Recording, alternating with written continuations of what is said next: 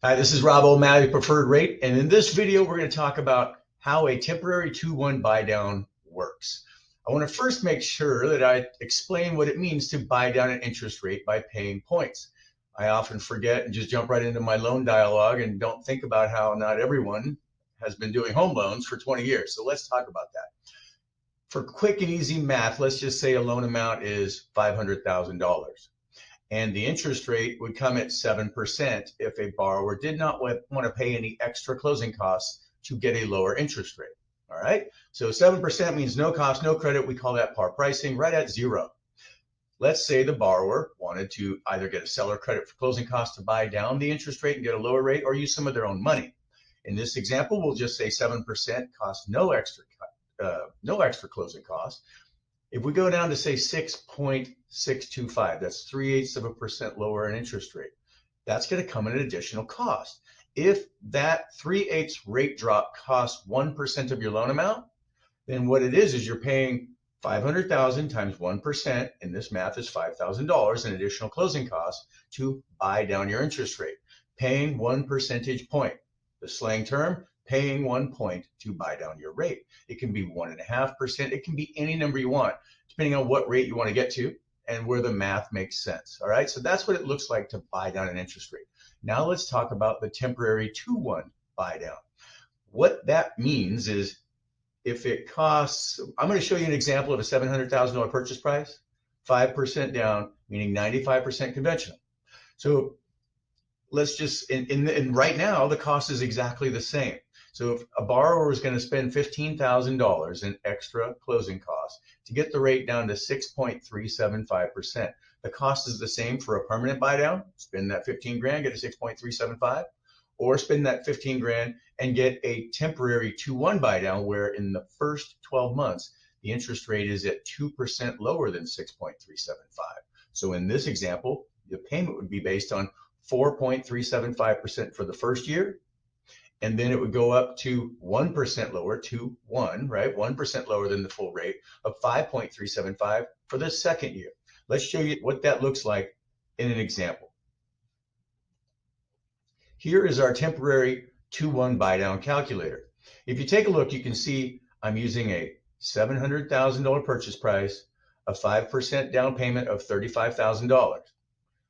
That would give us a $665,000 loan amount right here.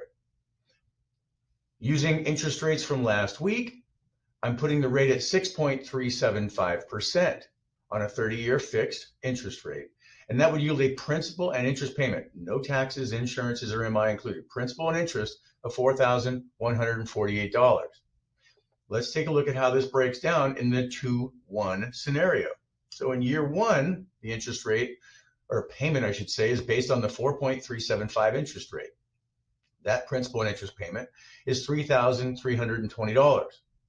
That's a monthly subsidy by the seller credit, I'll explain that in a bit, or a monthly savings to our buyer of $828 a month. Multiply that times 12 months, that is a $9,941 a month, $9,941 savings in monthly payments over the first year. $9,941 our buyer keeps in their pocket in the first year. Year two, the payment goes up to a 5.375 interest rate because that's 1% lower than the full rate of 6.375. Principal and interest payment is $3,723. That's a monthly subsidy or savings of $424 a month. Multiply it times 12 payments. That's $5,099 in savings in second year. Add these two together, and that is a $15,040 savings or subsidy.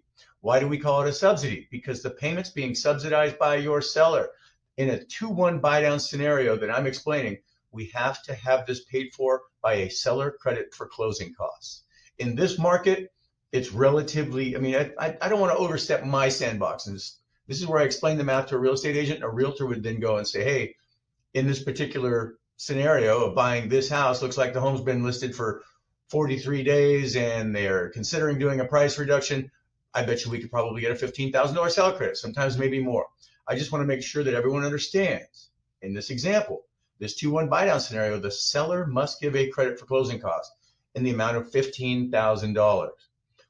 Here's what's really cool and the big difference between a temporary buy down and a permanent buy down. Again, the cost is the same, 6.375 rate, $15,000 to get there. We get a seller credit for that money. In a traditional buy down, that $15,000 is spent. So if the borrower refinances anytime before they break even on that $15,000 because of their lower monthly payments, it's not that it's necessarily a bad thing, but it's money lost. You just don't recoup it. It's gone. You spent it up front. It's money spent.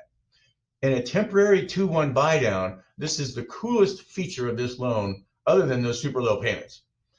That $15,040 that's been given as a seller credit for closing costs by the seller to our borrower through our purchase transaction sits in a subsidy account held by the mortgage servicer. Every single month, in the first year, $828.49 is drawn out of that subsidy account and spent to subsidize the payment, so our buyer has that lower monthly payment.